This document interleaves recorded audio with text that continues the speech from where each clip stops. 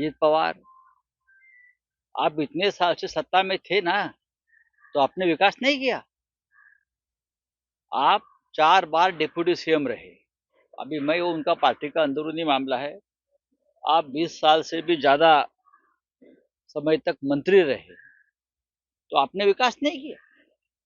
विकास के लिए आपको दूसरी पार्टी में जाना पड़ता है। आप राजनीति छोड़ दीजिए, आपके 20 साल वेस्ट हो गए। फिर ये मैं इतना कहूंगा, ये बहाने हैं।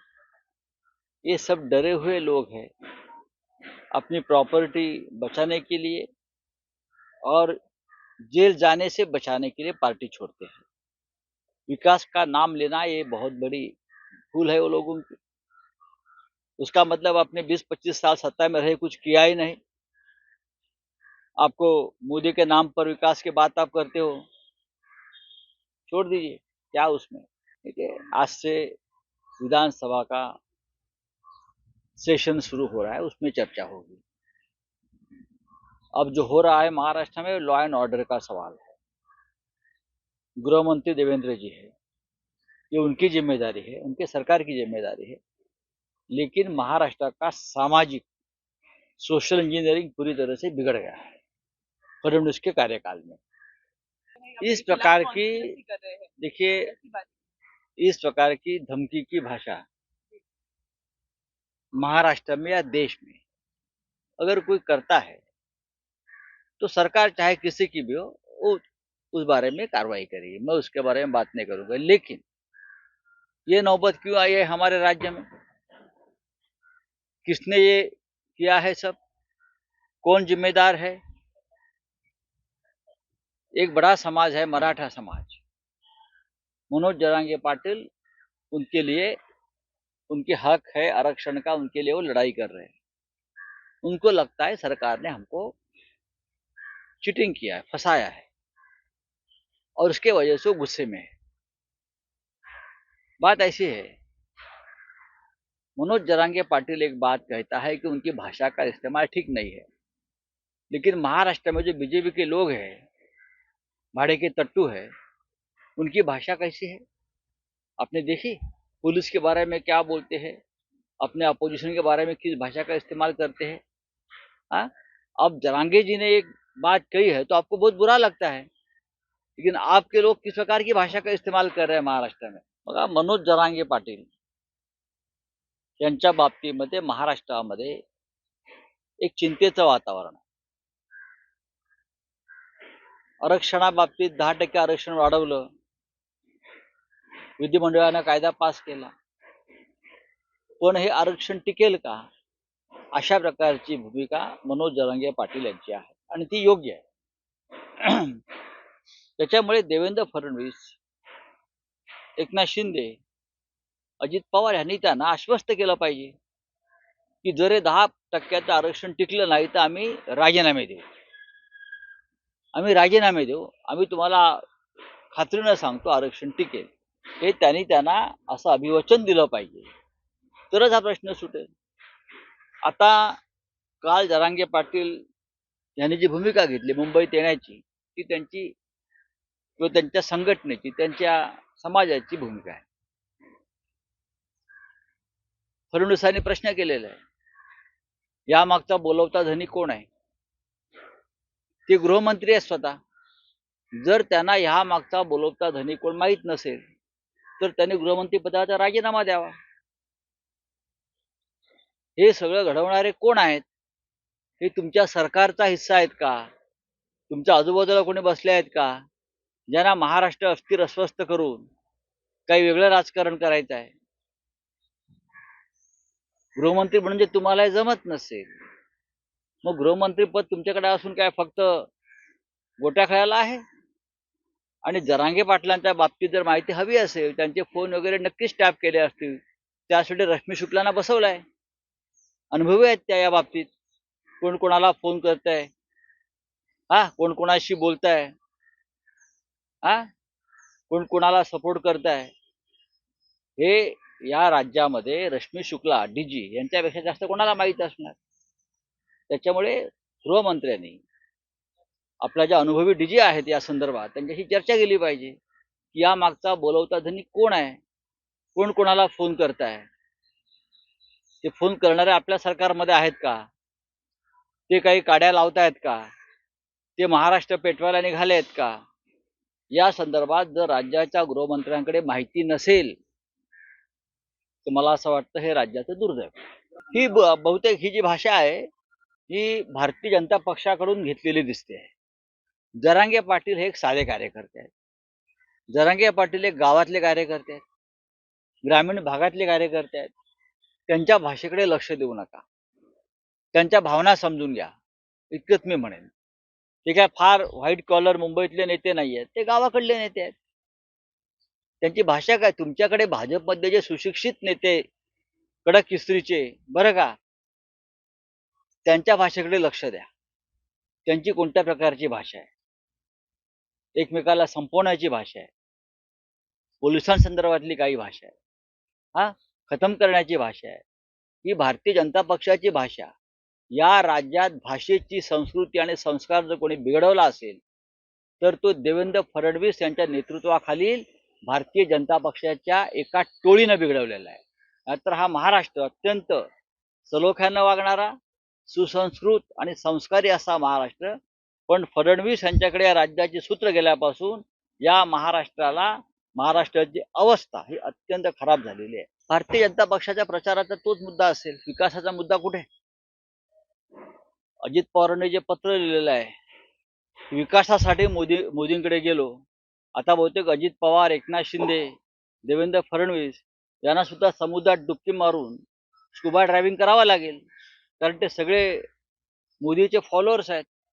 मोदी जे करतील ते त्यांना करावंच लागेल ना. आता प्रत्येकानं कोणता समुद्र, कोणती नदी उडी मारायला ही शोधून ठेवावी.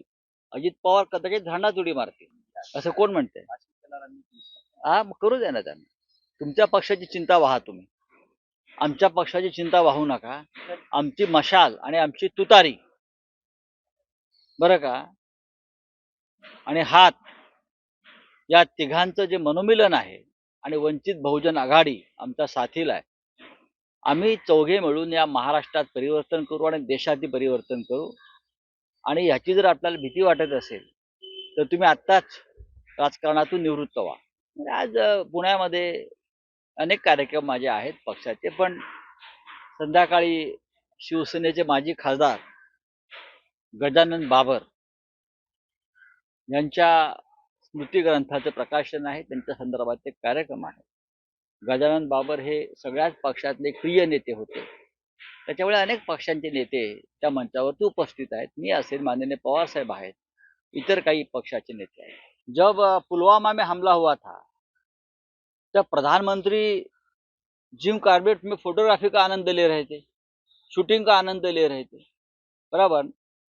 जब भी देश में कोई बड़ा संकट होता है, तो प्रधानमंत्री संकट का हल निकालने के बजाय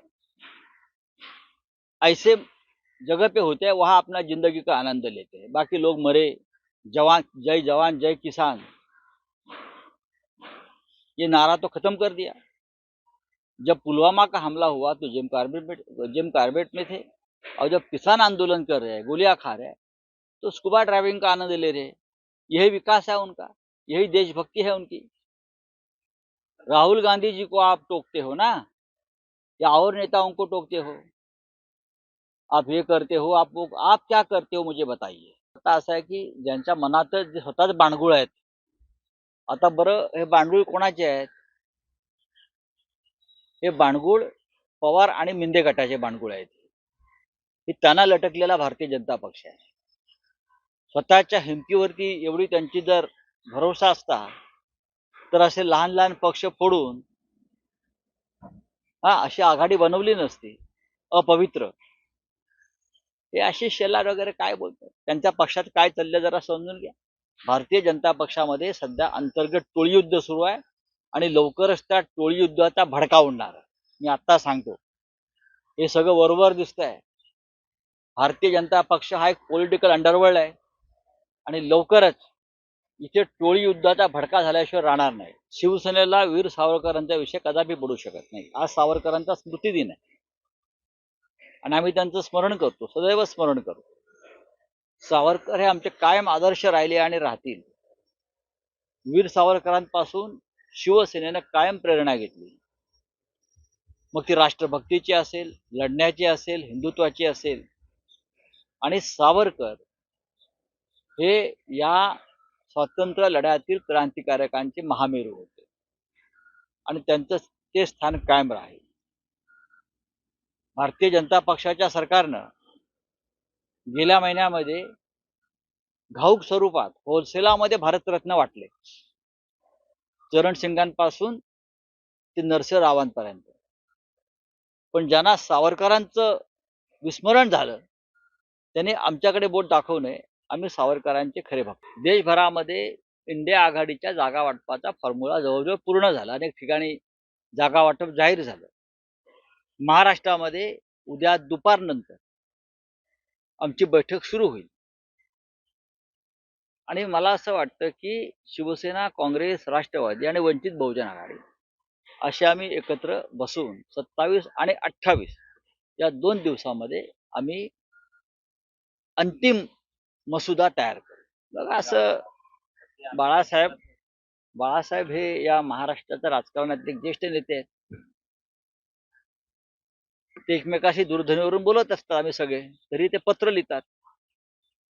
कारण डॉक्टर आंबेडकरांना सुद्धा लिहिण्याची फार आवड होती. छान लिहायचे डॉक्टर बाबासाहेब आंबेडकर. त्यांचे नातू आहेत, त्यांना लिहावं असं वाटलं असेल पत्र. पण शेवटी प्रत्यक्ष संवाद हा महत्वाचा आहे आणि तो होतो आहे. त्यांचं पत्र काय आमच्या वाचनात आलेलं नाही, पण त्यांची भूमिका आम्हाला माहिती आहे. तीच बहुतेक त्या पत्रामध्ये असेल. वंचित बहुजन आघाडी हा महाविकास आघाडीतला एक सन्माननीय घटक पक्ष आहे आणि त्यांच्या ज्या भावना आहेत जागा वाटपा संदर्भात त्याचा योग्य आदर आम्ही राखण्याचा प्रयत्न करतो.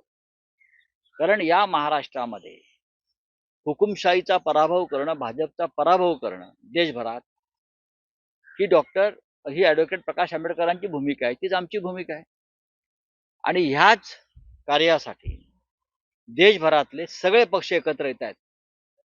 त्याच्यामुळे त्यापासून प्रकाश आंबेडकर लांब राहतील असं मला वाटत नाही. आणि जो संवाद आणि जो डायलॉग आमचा त्यांच्याशी सुरू आहे तो अत्यंत सकारात्मक आहे.